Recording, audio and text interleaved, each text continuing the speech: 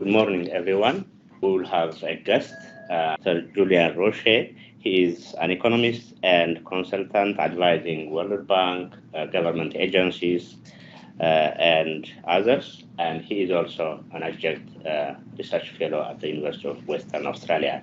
So he will be talking about a risky business, assessing the Indonesian palm oil industry from an investor perspective. Thank you, Julian. This presentation was sort of by way of a confession of culture clash and a presentation of hope, really. And it's not a culture clash of the traditional kind, more between business and academia.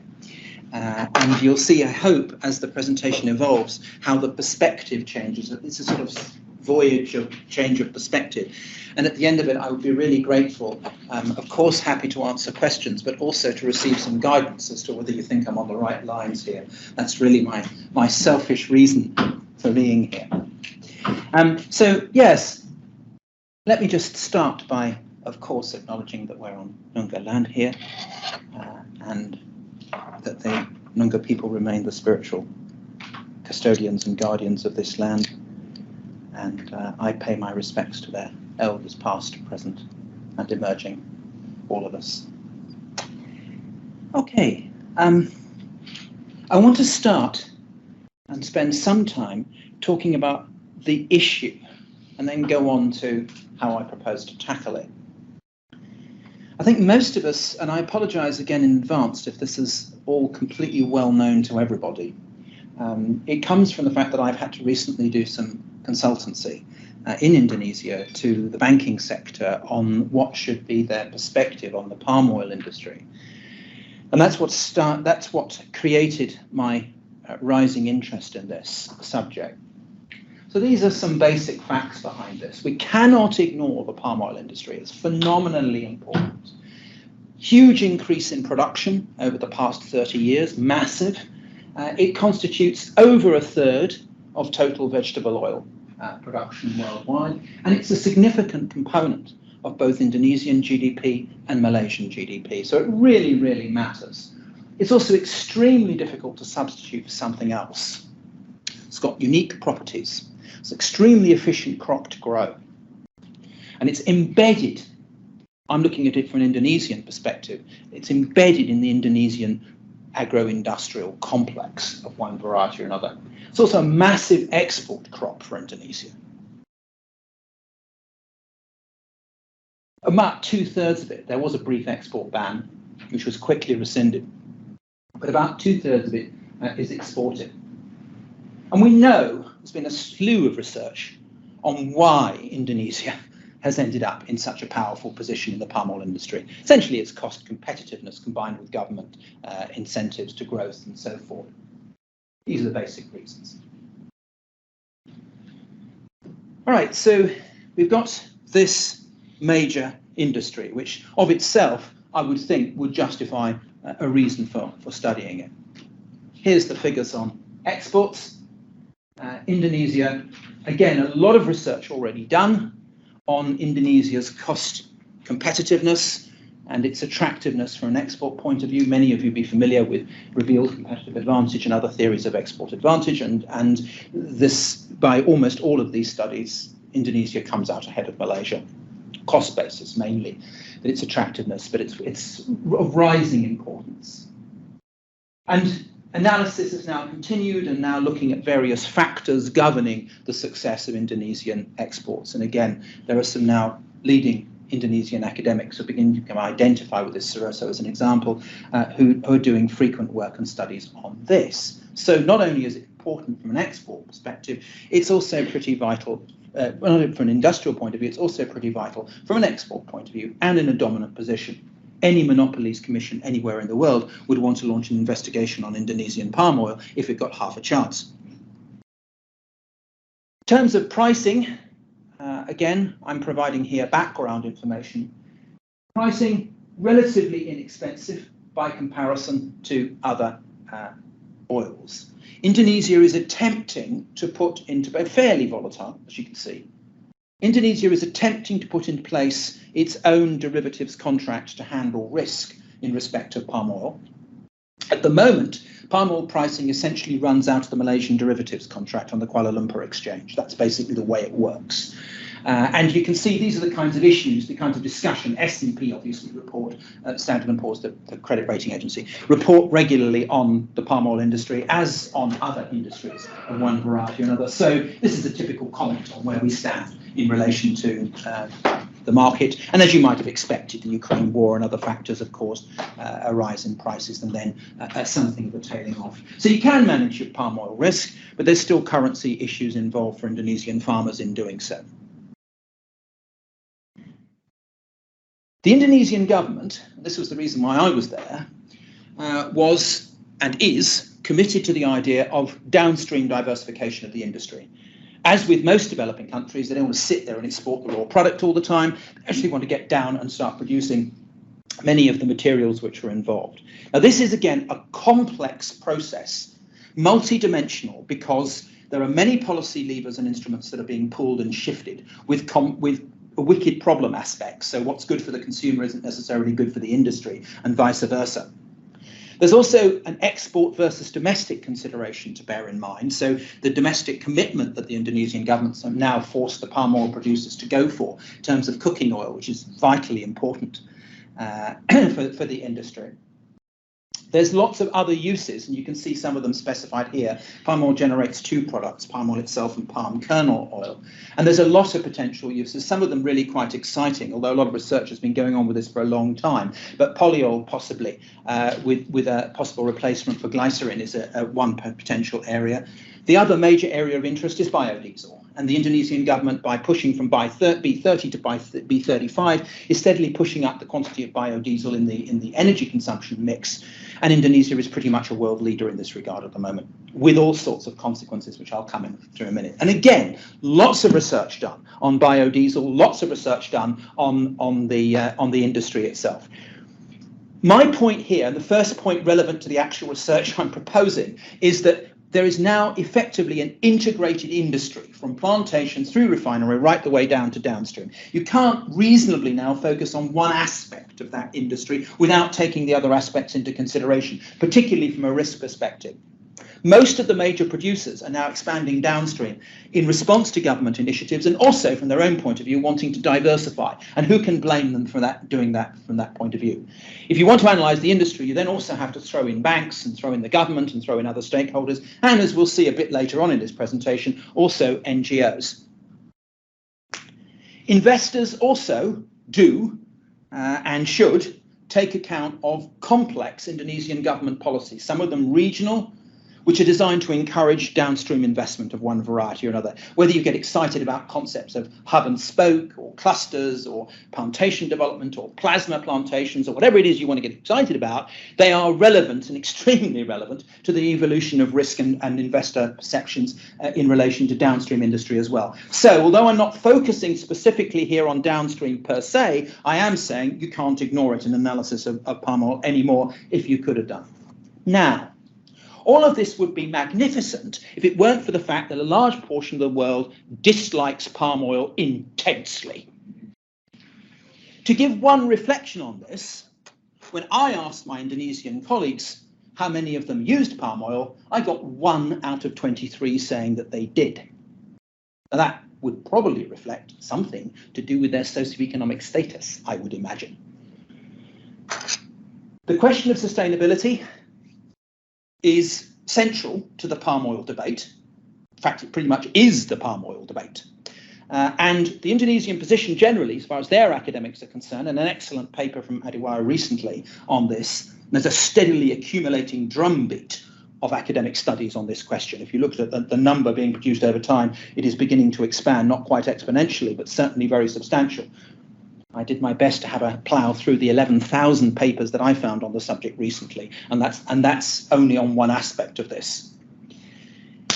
However, what we know from a detached Western perspective on this is this could all be so easily solved. I mean, there's a whole series of investigations that you can see different strategies on these questions, whether it's buffer zones or integrating crops or possibly set-asides, that's more debatable, but the land use conservation of one variety or another, and various zero deforestation commitments. And if you look at this sustainability series of commitments, some of them are undertaken by firms voluntarily, some of them are undertaken by government as a mandatory provision, and others are simply floating in the air, waiting to be adopted by anybody. The general view now is that palm oil production doesn't have to be necessarily destructive, but can be produced responsibly. And I'll come back to this in a minute as to what that actually means.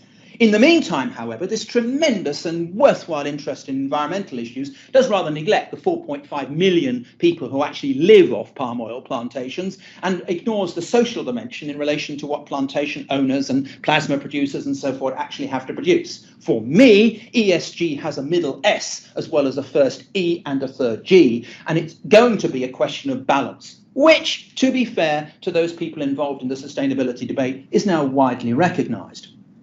We also recognise that, so far as the supply chain is concerned, thinking of the downstream industry again for a minute, there's not an awful lot of understanding about how sustainability works in the downstream palm oil industry yet either. And again, as ARE-UWA and his colleagues were saying, it's pretty much only at the initial development stage as far as understanding all these things are concerned, green supply chains and so forth.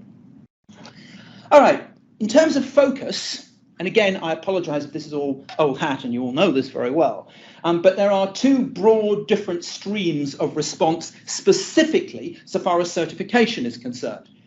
One is RSPO. So there's a certification process, and we've got up to about 20% of all palm oil, but significantly less as a percentage in Indonesia than elsewhere.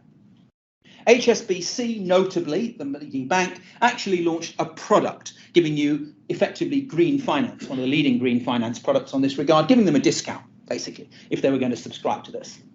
All right.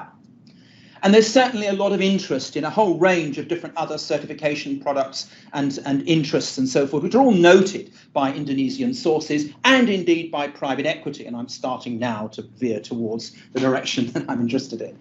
BlackRock themselves talk about all of these things in respect of their own investments as well.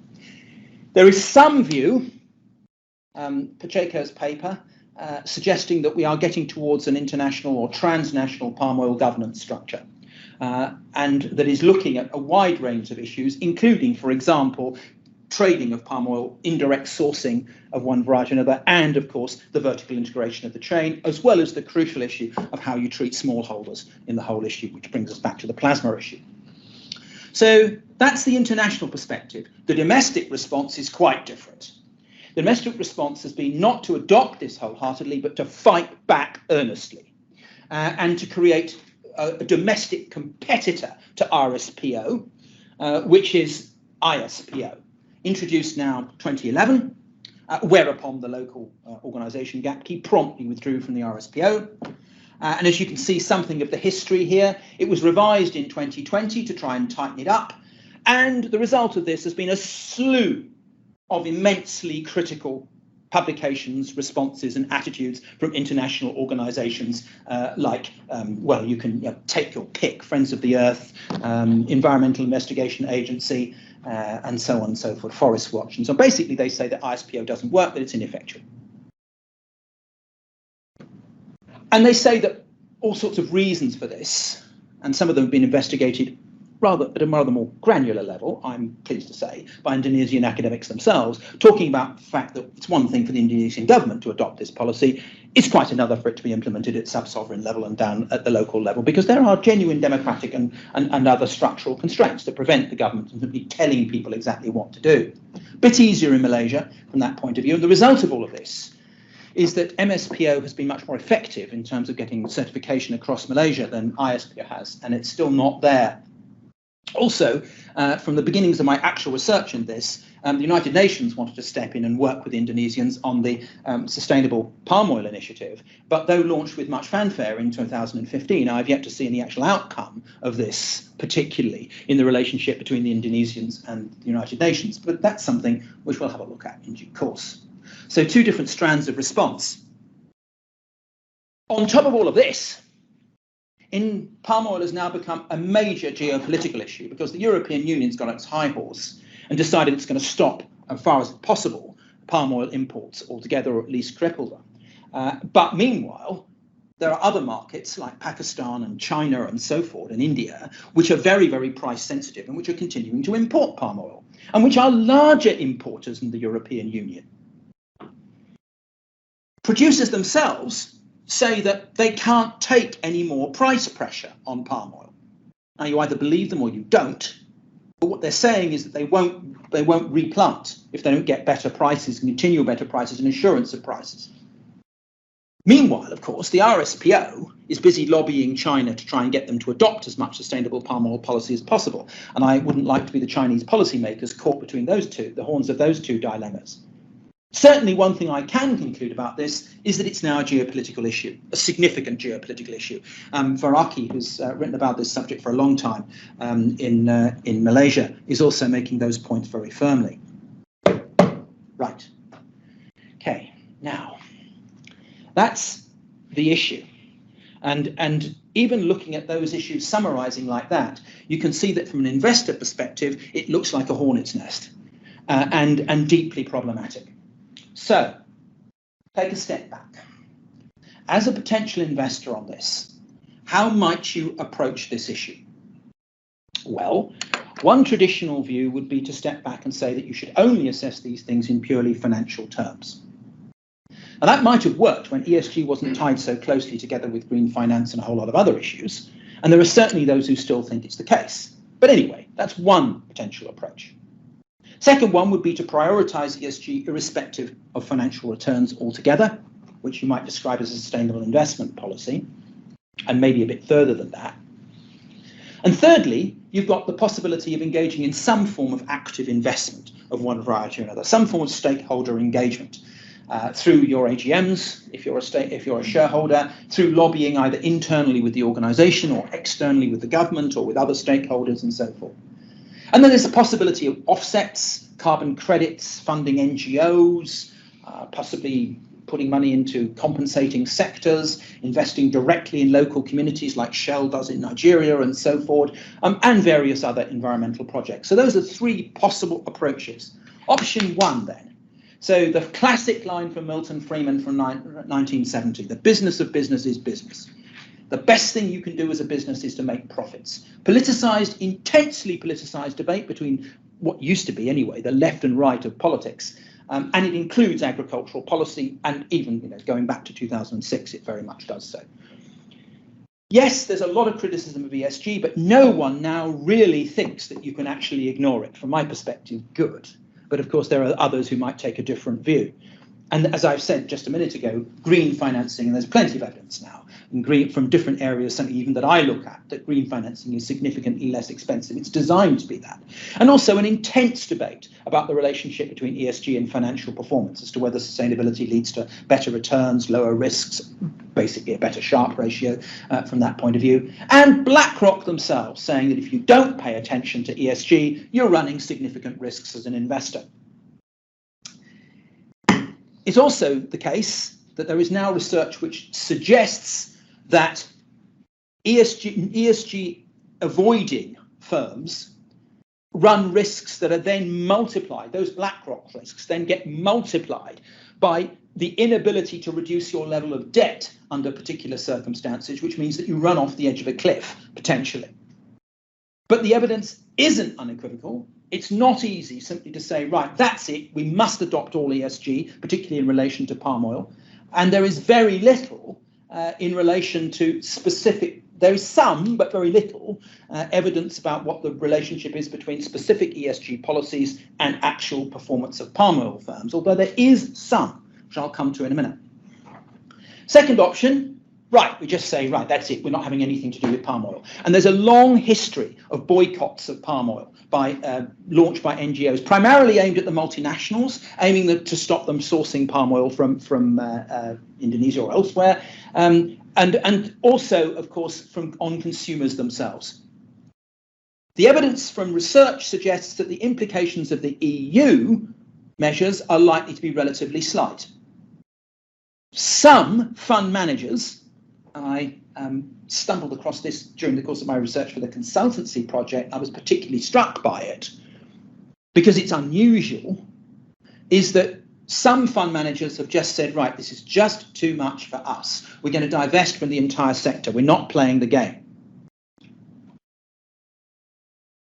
On the other hand, the NGOs themselves have got an increasingly sophisticated policy and have suggested that boycotts won't work and are not the right approach to take, which leads us to active investment. And here is a list of some of the comments, and I could multiply this and intend to multiply it many-fold, but this is where we stand in terms of what comments actually exist. BlackRock published regularly, BlackRock, you know, the major private equity investor globally, publishes regularly on its palm oil policy specifically, but I've also looked at AXA, and I've also looked at Aviva, and I've also begun to look at a whole range of potential of investors in this area, and this is what they say. I hope it's all legible. So they intend to engage, and they do actively engage. They do make the point that they are, in many cases, minority shareholders, and so the ability of them actually to make things happen, especially in closely held organisations in Indonesia, is relatively limited, but they'll do what they can, they say.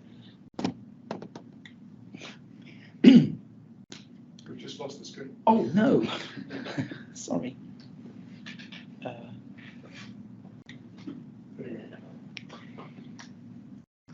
These are the points that AXA makes. They all make similar points, but they are slightly nuanced and different between them. Right.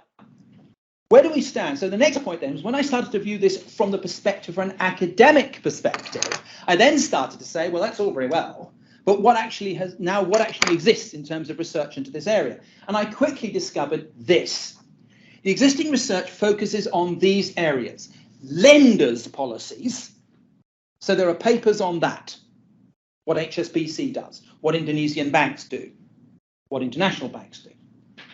Palm oil corporates themselves, what their policies are, their sustainability, their objectives, what drives their shareholder performance, basically, the relationship between sustainability and share price performance, organizational, supply chain performance, and some discussion of individual project analysis, although that really is needle in a haystack stuff to try and get hold of that. And then there's the debate out there on how the multinationals deal with sourcing of palm oil and how that's been changed over time and what policies Nestle have and Unilever have and so forth.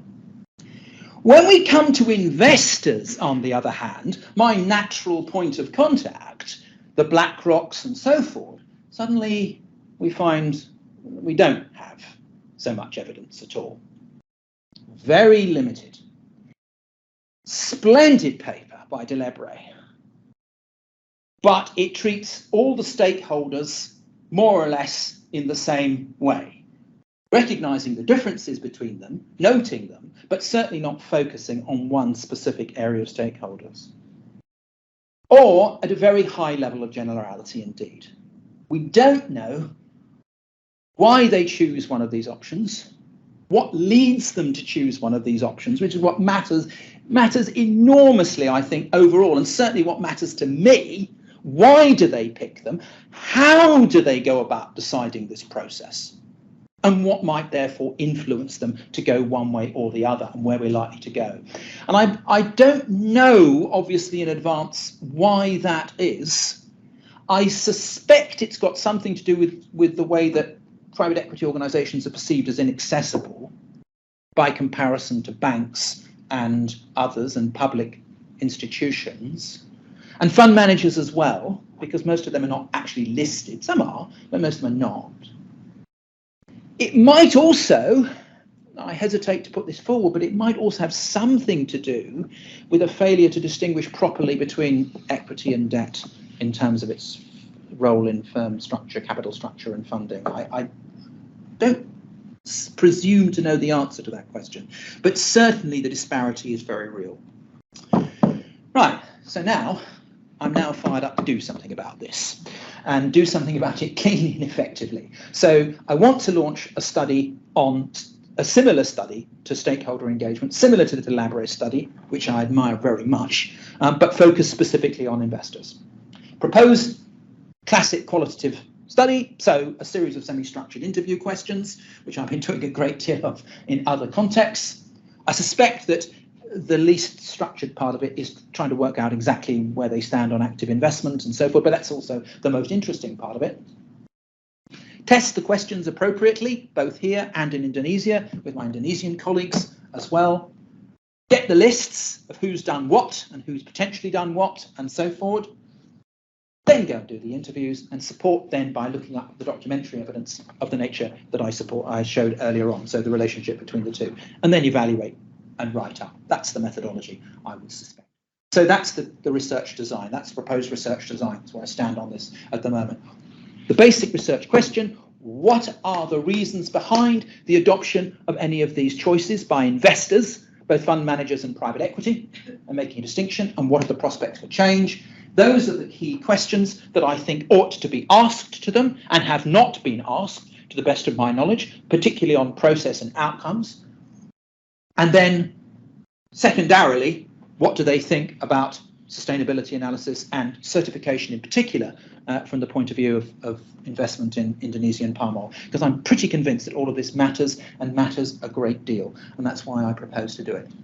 Thanks very much. And if you want to have a look at the bibliography, there it stands at the moment. Thanks very much, everyone. Very much appreciated. If anyone's got any questions or suggestions, I'm more than happy to hear them.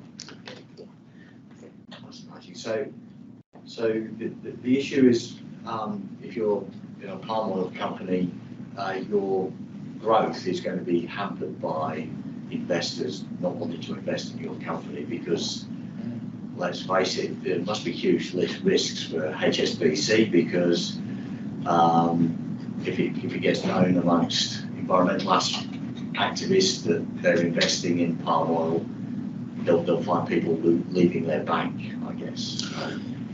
And so then you're slightly restricted in that you can only grow through your own funds, and then you could invest with your own funds, or then the bank could say, well, I'll have a relationship with this palm oil company, but then you've got the investor having to monitor the palm oil company to make sure that they're acting sustainably.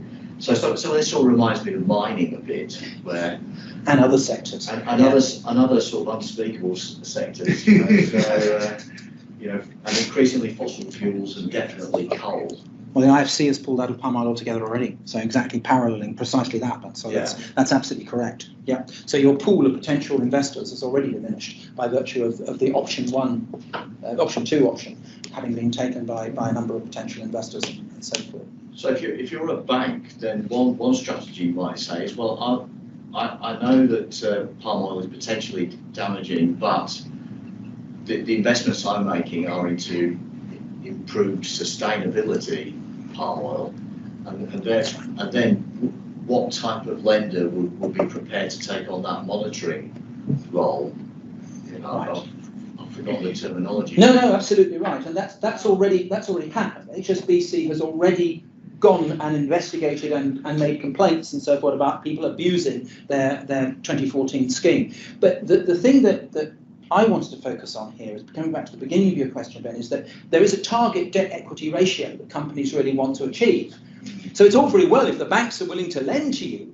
You could have an infinite number of banks willing to lend to you. If you don't have the investors willing to invest in you, then that's not very helpful, because you can't establish the right relationship between debt and equity in your organisation. And then, as you say, you're then falling back entirely on your own resources, because once your investor base collapses, then your debt base automatically follows. Effectively, you can't do anything else. So that's why I think it's important to focus not just on the bank policies, but also on the investor policies. They're two halves of the same coin. Yeah. And you're absolutely right. The process, this is one of the points that BlackRock and others have been making. We're powerful, but we're not that powerful. We can't go in and instruct majority domestic-owned corporates to do X or Y. And what I didn't touch on in this presentation is the whole string of actual specific cases that have come out in relation to all of these issues about deforestation and so forth, and the NGOs continually pushing for more transparency in the industry and so forth, and continually embarrassing investors and banks and so forth over the years. This has been a lively debate, been going on for some considerable time. But the general conclusion, powered by the NGOs themselves, is that active investment is the right route to take. So the question is, that what's most interesting is how. And how does it relate to sustainability? How does it relate to certification? That's what I emerged from when I left Jakarta at the end of this. That's what I emerged thinking that I wanted to do something about. Because there's no certainty, clearly. That was fascinating, Julian. I love to dig into the weeds of a complicated topic like this. I've got a comment and a suggestion. Please. The comment is that I can understand why an investor would take the divestment route just because it's such a bloody mess. You know, it's so complicated and your control is only partial, and you've seen so many vitriolic things being written about palm oil for decades. It just might feel easier just to get out. So that's my comment. My suggestion relates to your use of in vivo. Yeah. So that's very interesting. It's also very demanding. It is. Right? So it implies typing in transcripts of your interviews into the software. Importing transcripts. So yep. I guess the comment I was going to make is that these days you might be able to get that transcription to be done automatically without you having to type them and interpret them. You do, through Otter. Okay. So you just you do your interview on Otter. I've been doing it a lot. Okay. You take a lot of it. You take your interview from Otter, and then you've got all of the transcripts automatically generated. And then you suck them straight into NVivo, and it generates it, and then it searches from that. Yeah, it's really impressive. It's very impressive. On Teams, like you can record an interview on Teams and the transcript be generated at the same time. Yeah, Teams will do it. But if you're doing other like Zoom or anything else, just take them and it comes up, and then you can do all your word searches and your word clouds and everything else that flows from that. So it's become. So then my question is, so you've got your transcripts in vivo. Yep. What's your analysis? Like, how do you learn from that? What's the particular approach you're going to take to using in vivo? Yeah, the traditional in vivo approach is the qualitative coding methodology. Johnny Saldano's book and everything else. So you're trying to establish key themes that emerge from the things that are held in common. And from my experience to date, yes, you do end up with perceptions that are slightly different or significantly different from where you started. Then you cluster your different themes together and you can start seeing them, and then you build and you can see from all the qualitative papers that have been done using NVivo that that's exactly the approach that's taken, that they've built up, they go through first stage coding and then second stage coding and develop their themes and put their key conclusions forward. So it's really just a way of organizing thinking, David, more than anything else. It's not a magic bullet any more than quantitative software does, but it is something that certainly in terms of searching for words and putting correlates together and understanding how different perceptions work and so forth, I can see tremendous advantages from doing it. I think there's a point at which you might depart from it and you have some themes you want to prove, but the research questions need to take priority. I think you need to say, what are we trying to find out? Trying to find out why investors adopt one or the other of these principles and what the processes actually involved actually are. NVivo is only a tool in the end to enable you to do it. On your first point, I absolutely agree, but what's remarkable is how few of them do. Yeah.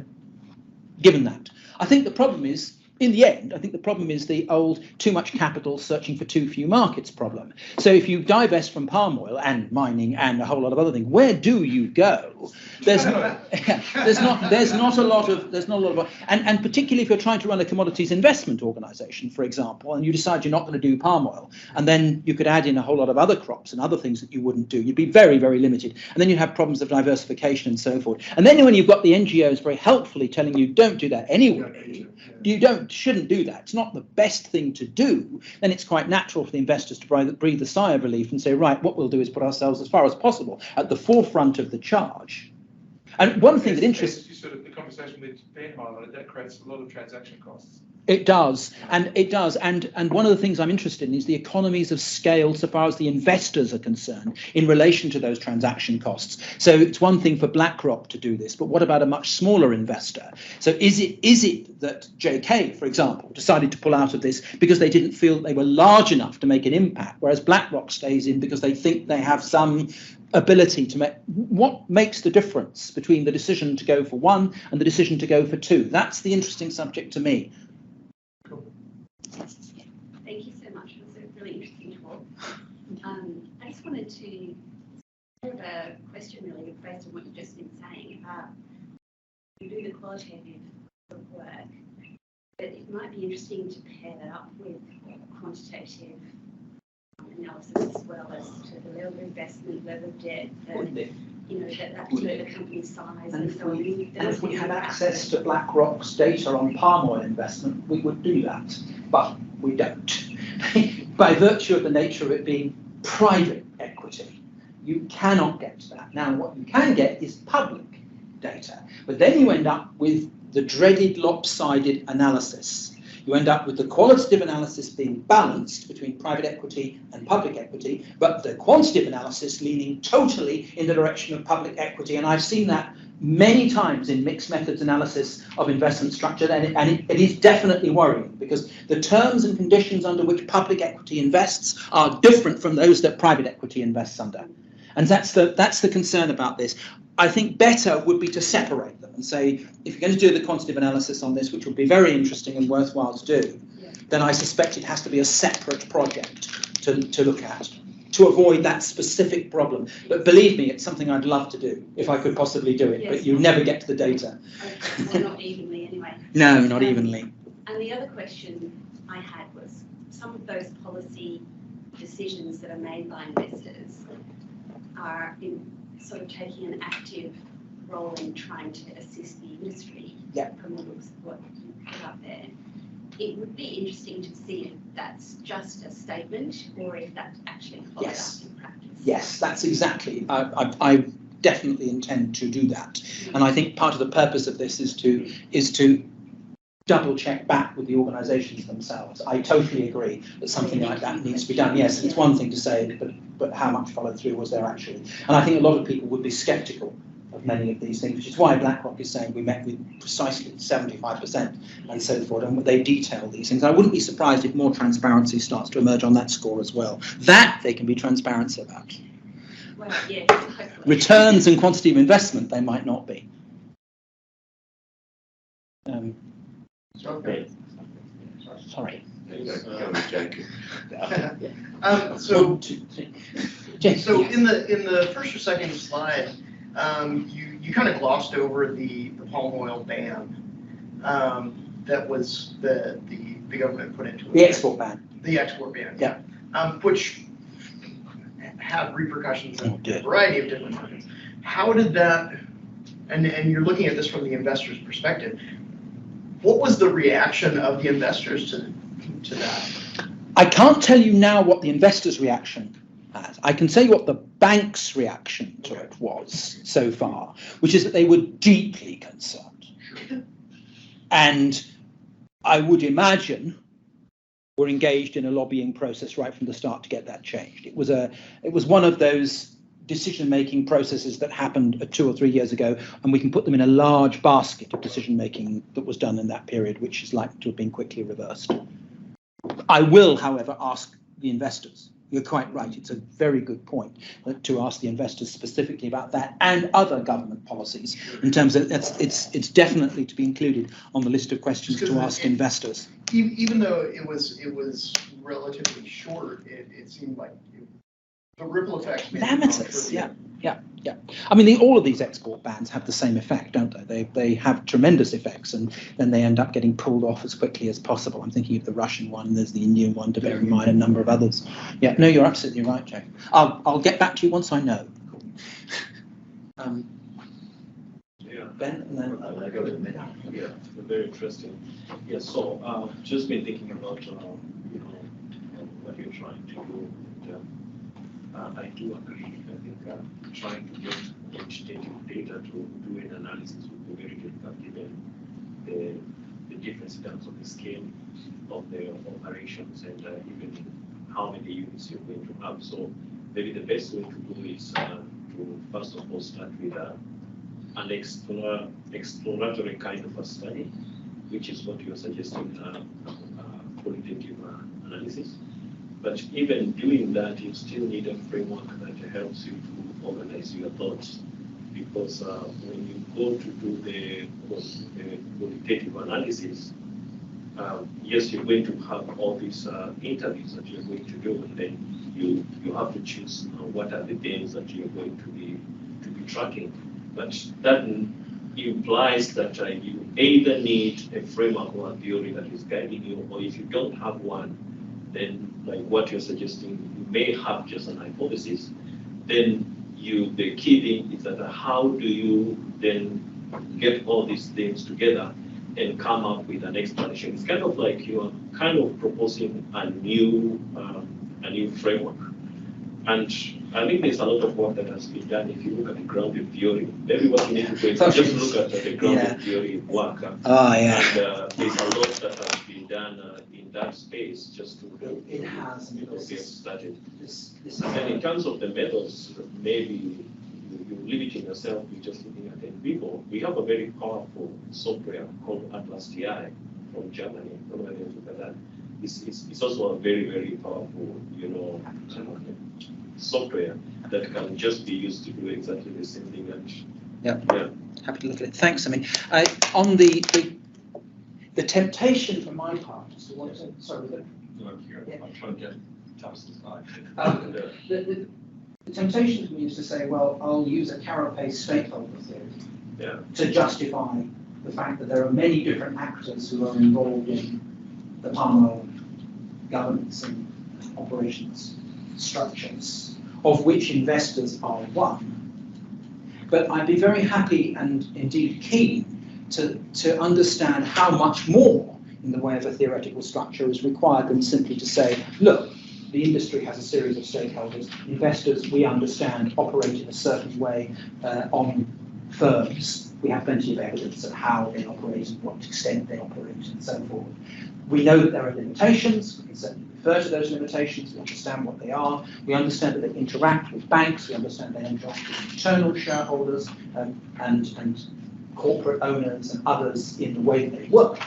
If there's more that's needed in terms of a theoretical framework, and it's a subject on which I'm extremely sensitive after all these years, then by all means, when I get a little further down the road, push on that. It might just be that capturing all that, right? Yeah. It might just be sort of piecing that together in a coherent way at the beginning of the paper. Yeah, that's what I set up the rest. to do. You have a terrific understanding of what needs to be understood. I think it's just a matter of trying to capture that. But it means right. If you're trying to write an academic paper on this subject, you've got to present what framework you're proposing to operate in, and I totally get that.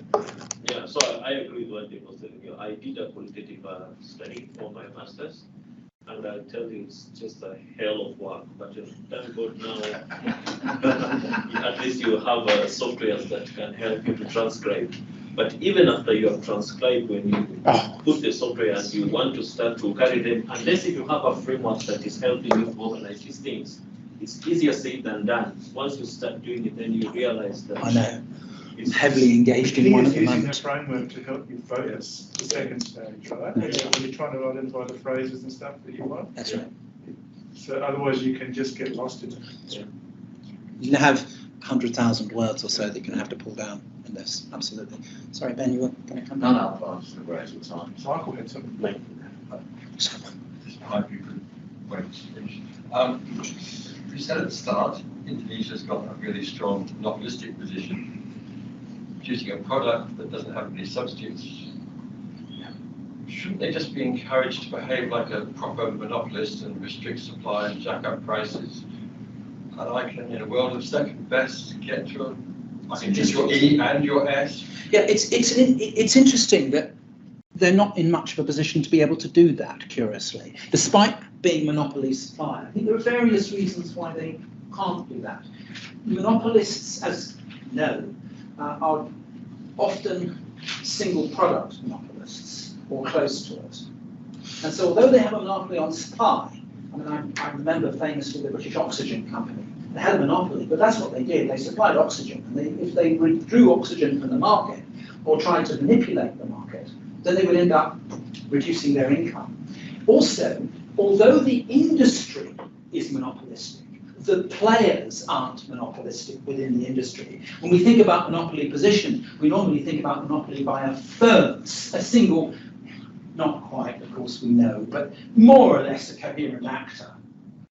Whereas the monopoly that Indonesia has on the palm oil export market, and by monopoly I mean 2/3 of the market or whatever it happens to be, is actually composed of a number of fairly intensely competing, albeit oligopolistically, a number of companies competing with each other. So to try and control that process would be very, very difficult for central government to do. So that's I think part of the answer to that problem. It's a difficult one to solve. So they've worked out what would happen if they just restricted their land clearance, whatever, in terms of pricing. I mean, they can control that, presumably. They can, and they have. And they have. Not seeing the benefits in terms of them getting higher prices and. They have. Environmental. Yeah, well, they have. I mean, they instituted a moratorium which held until 2022. They tried to restrict land for palm oil, but they're also, don't forget, the government's also got the problem that it's trying to keep domestic palm oil prices down for its local consumption, particularly in the past few years, obviously with incomes being threatened and so forth. They absolutely needed to keep that supply running to their own domestic population at the same time. So it's a multi-dimensional problem for government as well, as recognised by the banks themselves. I mean, they too recognise that there's a deep problem in terms of trying to organise the process. But it is an interesting subject, and slightly separate subject, but an interesting subject in its own right, isn't it? I agree. You could also have long-term consequences from that. I was just checking the data for imports of palm oil into Ethiopia from some years ago. So Ethiopia is basically two of its main exports are coffee and tea, and it makes about $500 million for tea. And all that is going to pay for palm oil. All the tea products. For energy. For palm oil, for cooking. For cooking. But Ethiopia also exports oilseeds as raw materials instead of processing them. Also, traditionally, people also make oil from oilseeds. So if you restrict, then it becomes more expensive. You probably encourage other sources. Substitution. So that links to this issue as well. Yes, the question of, but palm oil is increasingly seen as a substitute for, rather than things trying to find a substitute to. And that's part of a coherent scientific and technical policy the Indonesian government is promoting as well. May I ask what proportion of the market is controlled by multinationals? When you say multinationals and market, which part of the market do you mean? Palm oil production? Palm oil production, yeah. Not completely convinced of the number, I mean, but I think it's about 20 to 30% indirectly. But then there's the indirect shareholdings as well. When you add all that lot up together, also the Indonesian companies themselves are effectively multinationals. It's a very difficult question to answer. It is one I will answer, but it's not an easy one. I don't have stats immediately to hand. Why I'm asking is because I think these are case studies that I'm normally using in my class. And we look at palm oil production, and this is a multinational company. And I think one of the key problems is that the multinational is very highly diversified, so that they are in the business of palm oil, but their income does not just come from palm oil. So they're very highly diversified. And then in terms of diversification now, they are no longer, because of the environmental issues that you have raised, there are a lot of serious environmental issues that have been raised about palm oil production. So they are now going and leasing land in other places in West Africa, and now they're doing that. So, yeah, I've seen some of that multinational activity as well. And that will relate to investor decision making, which is what I'm trying to focus on here. Thank you, Julian.